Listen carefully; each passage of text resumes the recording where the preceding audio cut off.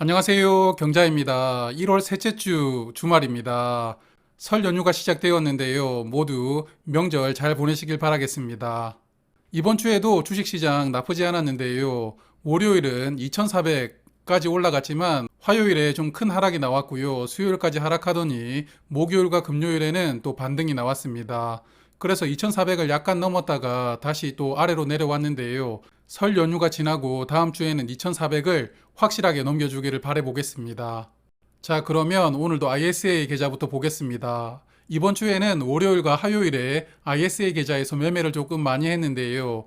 좀 복잡하죠. 일단 차근차근 말씀을 드리면 신한지주, 신한지주를 전부 보냈습니다. 지난번에 41,000원에 절반 보냈잖아요. 남은 물량 75주를 43,050원에 다 보냈고요. 다 보내니까 좀 아쉽기도 했는데요. 그래도 다음에 만날 날을 기약하면서 시원하게 보냈습니다. 자, 그리고 이걸 팔았으니까 돈이 생겼죠. 그래서 월요일에 이지스 밸류리치를 400주 담았습니다. 그리고 화요일에는 SK텔레콤 또 적금 들어야 되죠. 이번 주에도 또 적금 13주 가입을 했습니다. 제 기억에 46,400원 정도에서 매수를 했던 것 같은데요. SK텔레콤은 금요일에 제가 자세하게 말씀을 드렸으니까 당분간은 이제 말씀을 많이 안 드리도록 하겠습니다. 그리고 저번 주에 매수를 했던 이리치코 크랩, 정리를 했습니다. 아니, 수익률이 1%밖에 안 나왔는데 왜 정리를 했는지는 잠시 후에 말씀을 드리고요. 이걸 정리하면서 또 돈이 생겼잖아요. JR 글로벌 리츠를 조금 더 샀고, 삼양 옵틱스도 조금 더 샀습니다. 그리고 나스닥 100 커버드 콜도 환율이 또 1230원 정도로 내려오더라고요. 그래서 또 20주를 매수를 했습니다. 자, 하나씩 보면요. 먼저 신한지주입니다. 신한지주 주가 흐름이 여전히 좋은 상황인데요. 외국인이 정말 줄기차게 사고 있습니다. 물론 저는 다 팔았습니다만 그래도 신한지주를 보유하고 계신 분들은 좋은 수익률을 만끽하실 수 있을 것 같고요.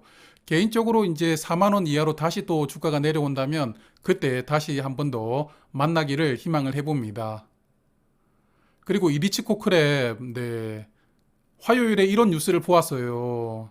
그 NC백화점 야탑점이었는데 천장이 이제 속고보드가 아마 깨진 것 같긴 한데 이런 상황인데도 영업을 했다고 하더라고요. 그래서 이 뉴스를 보고 나서 그냥 바로 매도를 했습니다. 모르겠습니다. 제가 매도를 했던 금액보다 이리치코 크랩이 그 이후에 주가가 올라가긴 했지만 그래도 저는 이런 불안한 뉴스를 보면서 계속 보유를 하기가 조금 마음이 그래서요. 그냥 정리를 했고요. 그리고 이지스 밸류 리츠는 제가 저번 주에 한번 소개를 드렸었죠. 2월 배당하는 리츠인데 배당 수익률이 괜찮습니다. 그래서 한 400주 정도 담아 보았고요. 마지막으로는 SK텔레콤인데 저의 평단가가 53,000원 근처까지 내려왔지만 아직도 멀었습니다. 일봉 차트 안에 저의 평단가가 담기질 않습니다. 여기쯤에 위치하고 있는데요.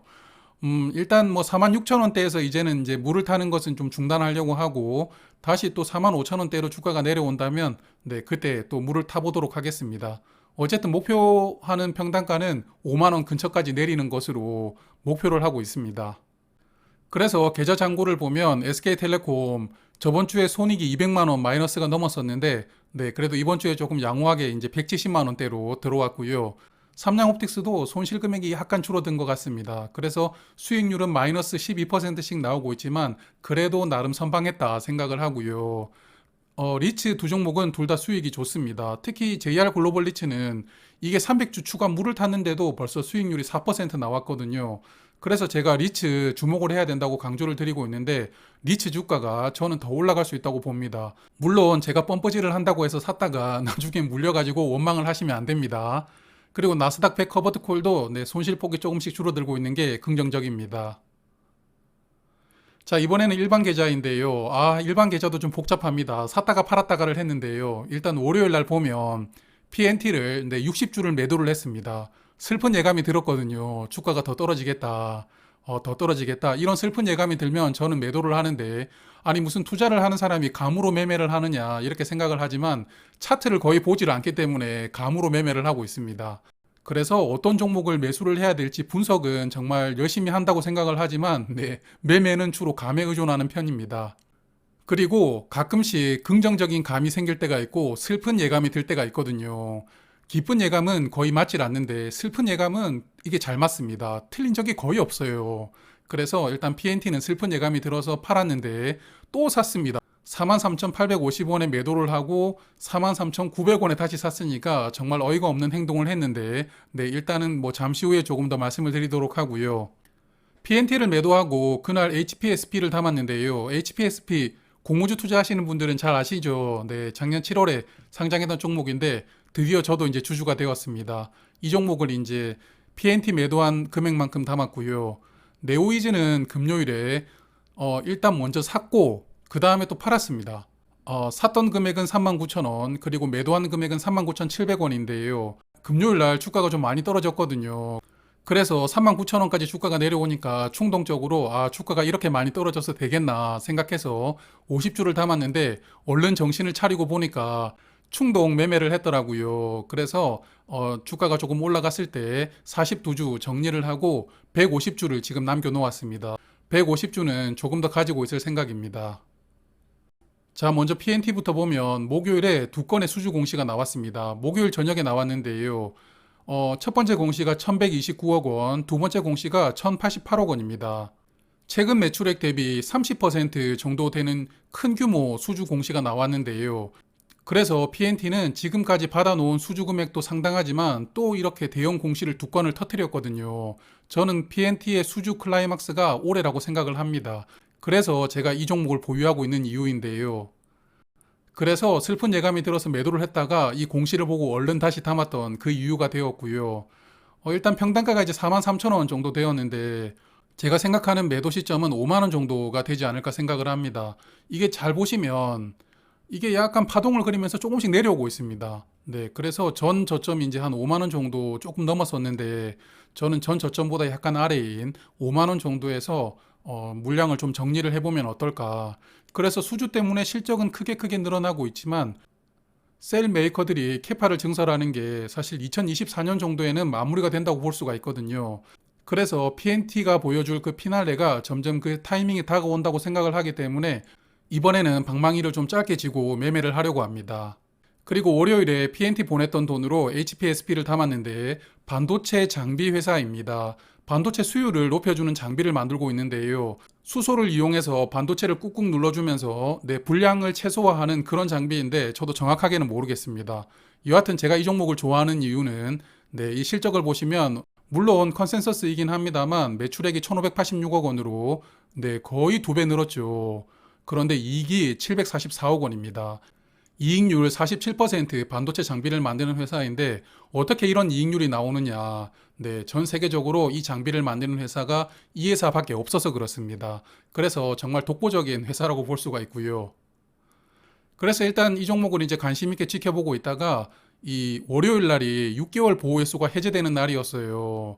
그래서 그날 이제 물량이 조금 많이 나올 거라고 생각을 해서 이날 저도 얼른 탑승을 했는데 62,000원까지 주가가 올라가서 이거 금방 팔 수 있겠다 생각을 했지만 저의 바람과는 무색하게 바로 주가는 또 떨어졌고요.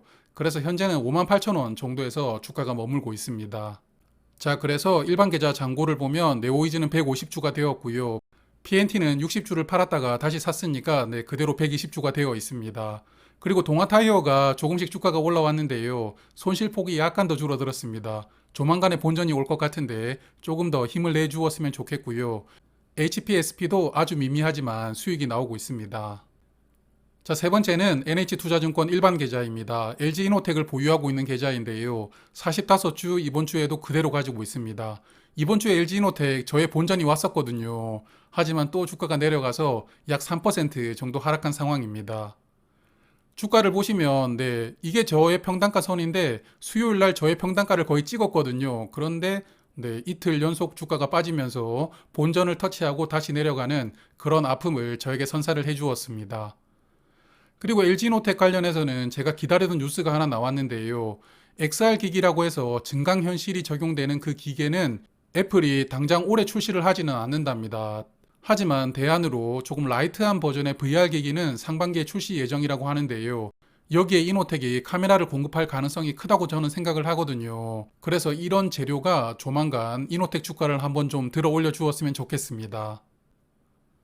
자, 마지막 금계자인데요. 금계자 수익이 조금 늘었습니다. 200만 원밖에 안 샀는데 조금 더 샀어야 되나 이런 또 아쉬움이 들긴 하는데요. 이게 금투자가 괜찮습니다. 물론 뭐 아직 1.5%밖에 수익이 나오지 않았지만 그래도 손실이 나지는 않으니까 경기 침체에는 정말 금투자가 맞는 것인지는 모르겠지만 어쨌든 금투자도 현재까지는 순조롭게 순항하고 있습니다. 자, 그럼 저는 여기서 인사를 드리고요. 설 명절 잘 보내시고 다음 주에는 3일밖에 거래일이 없지만요. 그래도 다음 주말에 또 인사를 드리도록 하겠습니다. 다음 주에 또 만나요. 고맙습니다.